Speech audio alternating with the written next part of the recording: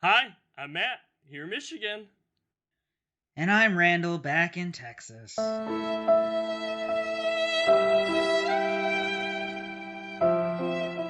Yeah, okay, all joking aside. Today, Matt and I are going to do a recommended film by one of my friends and previous coworkers, Josh. So this is all his fault. We're going to be watching Out Cold, 2001 film. Stars Jason London, Lee Majors, Zach Galifianakis, Derek Hamilton, A.J. Cook, David Koechner, Caroline DeHanvers, and it's directed by the Malloy brothers, who are mostly famous for doing music videos. Lots of Blink-182 music videos, Newfound Glory, but all the way up to Black Eyed Peas and Kesha. They're still very active in the music video scene. Yeah, in Out Cold, a ski resort is being sold, and the new owners want to make lots of changes. The staff is a bunch of partying snowboarders who are now in danger of getting fired. One staff member is looking to start a new relationship, but is having a hard time moving on from a 3-week fling. This movie had a $24 million budget, but earned less than $15 million. Critics are not fans of this movie at all. But surprisingly, on Rotten Tomatoes, audiences really liked this movie. There's a big discrepancy between critics and audiences on this one, especially on Rotten Tomatoes. Probably the biggest of any movie that we've reviewed so far. So, Randall, what do you think about Out Cold? The biggest thing about Out Cold is if you take it even the least bit serious, you're not going to enjoy the film at all. I'm likening it a little bit to a film that we've already done, Wet Hot American Summer, where if you think about it seriously or you want it to be, making a real point, there's not too much there. Sit back, relax, enjoy the stupid funny jokes that they're telling and the stupid funny humor that's going on. That's the biggest takeaway rewatching Out Cold. Yeah, for me, it took me a while to even get into this movie. Granted, like you said, you can't take this seriously. It's full of hijinks. There's some cool, snowboarding scenes and stuff. And, it's just one of those party movies. But honestly, a lot of that stuff, it took me a while to warm up to. The first 30 minutes, I don't think I laughed at any of the jokes, any of the hijinks. I didn't really care about any of the characters. It wasn't until they did one of the pranks on Zach Galifianakis' character. They do that quite a bit. It's an ongoing The continuing thing. pranks, The yeah. continuing prank. Well, the first one was the polar bear, and I was just kind of like, yeah, you need to suspend belief or whatever in this, or disbelief in this one to get it. But it wasn't until he was in the car, and granted, he does this when he's drunk. He's not actually driving a car. No one was actually in any real danger. But they're all in the car, and they start spinning the car and start screaming. So he wakes up and thinks, he was driving and went off. That was the first time I started laughing in the movie. And then after that, I started laughing at a bit more of the jokes. Not necessarily reluctantly. I think for a while I'm like, this isn't funny. But then after a while I'm like, all right, this is funny. All right, this is funny. So my second big takeaway is that this film is just unapologetically adolescent. It is not trying to do very much at all other than maybe talk about like gentrification of their little town, but it's even hard to pull that out of it. It's like, yeah, they're kind of doing that, but that's not the point of the movie.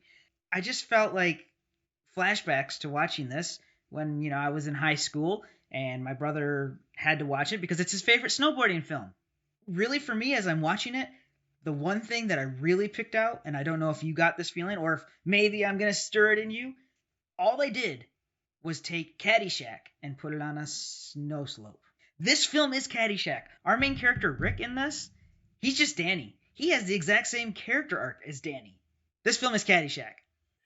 Yeah, I would say this is kind of a remake of a lot of different films and stuff, from the 80s and 90s and stuff, maybe even the 70s too. It's kind of interesting too that one of the stories it's trying to follow the framework or what, a little bit more serious movie, an older movie, Casablanca.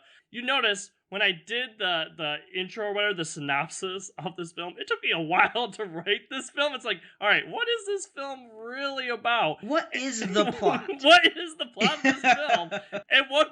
is this kind of love story where our main character had a 3-week fling in Mexico and can't move on to date our new character because he still has feelings for Anna and stuff in this film.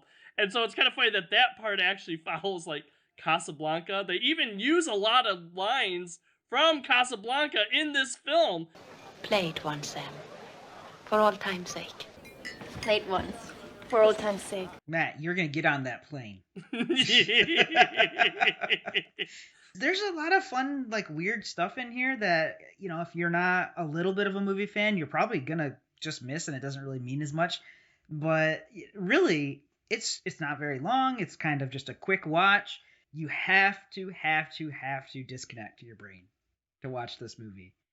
It's not trying to be anything. It's just funny. That's the point of it. And I think that that's where the biggest, you know, discrepancy between the critics and the audience comes in. Critics almost always want to watch a good movie. You know, they want it to meet the different bullet points and check all the boxes for it to be good. And the audience sometimes just wants to sit down and watch something where they can laugh.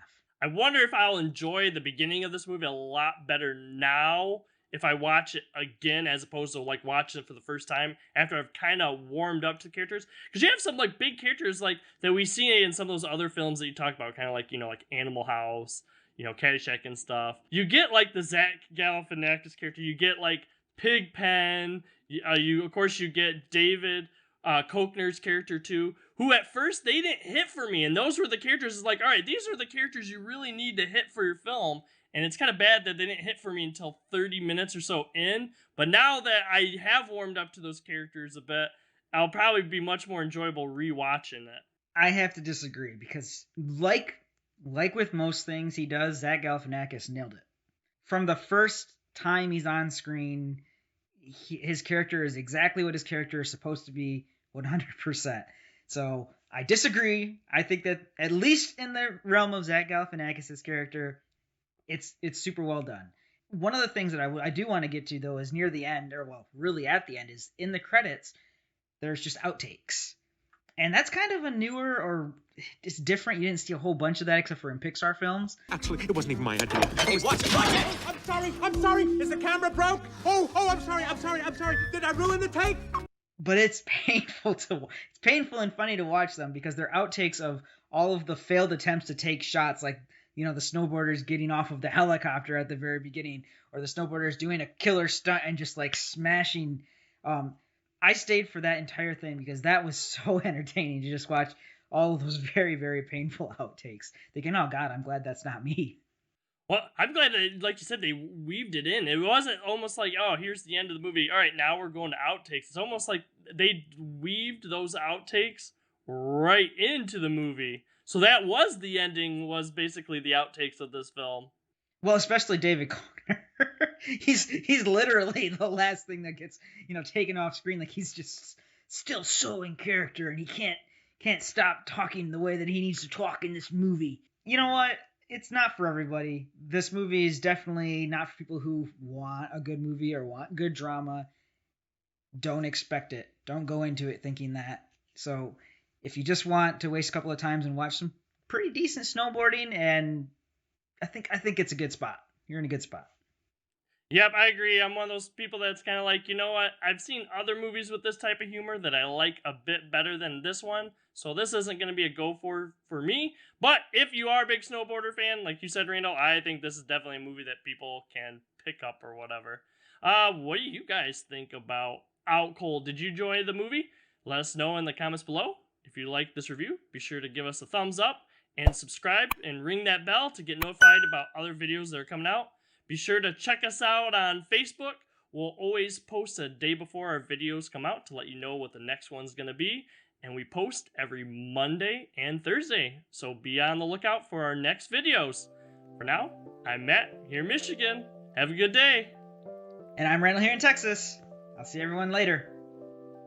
Next time on No Market Media. Please consider checking out some of our other videos.